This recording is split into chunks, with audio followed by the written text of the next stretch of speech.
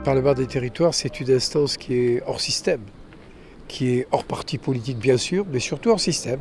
C'est uniquement une instance de coopération, de concertation, qui permet aux élus de différents territoires, urbains, périurbains, ruraux et hyper ruraux, de pouvoir se rencontrer dans un lieu, d'échanger, de passer des partenariats entre collectivités. C'est une espèce de think tank qui s'adresse aux élus d'un grand territoire autour de la métropole de Montpellier, qui permet d'être plus efficace en termes d'application des politiques publiques. Vous avez peut-être senti comme moi la sérénité extraordinaire qui se développait et qui se produisait aujourd'hui, quelle que soit d'ailleurs la couleur politique des orateurs.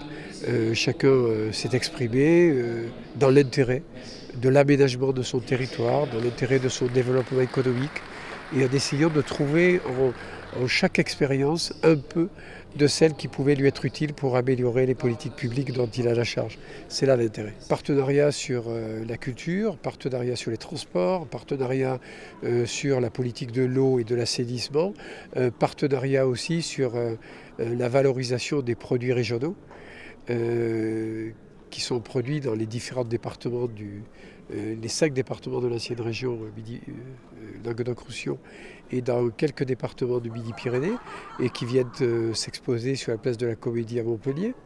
C'est aussi la façon de revisiter un peu les circuits courts, le tourisme. Enfin, il y a tellement de pans en action publique que ça serait difficile de les énoncer tous comme ça uniquement sur une interview. La métropole de Montpellier a adhéré à l'association des communes forestières et désormais achète le bois énergie sur le parc du Haut-Languedoc alors qu'elle l'achetait préalablement en PACA pour faire fonctionner sa centrale de bois trigénération qui assure la chaleur et le froid dans certains quartiers de Montpellier.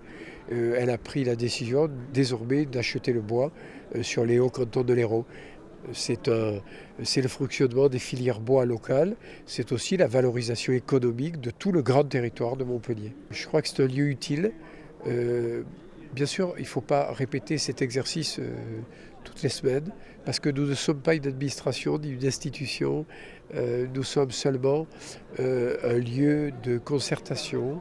Et ceux qui viennent sont les bienvenus, ceux qui ne peuvent pas venir sont excusés. C'est un endroit de totale liberté. Le Parlement des territoires, c'est une instance qui existe en marchant. Il ne faut pas lui demander de réagir comme une collectivité. Il faut lui demander de réagir comme un lieu où on discute, où on parle, où on échange.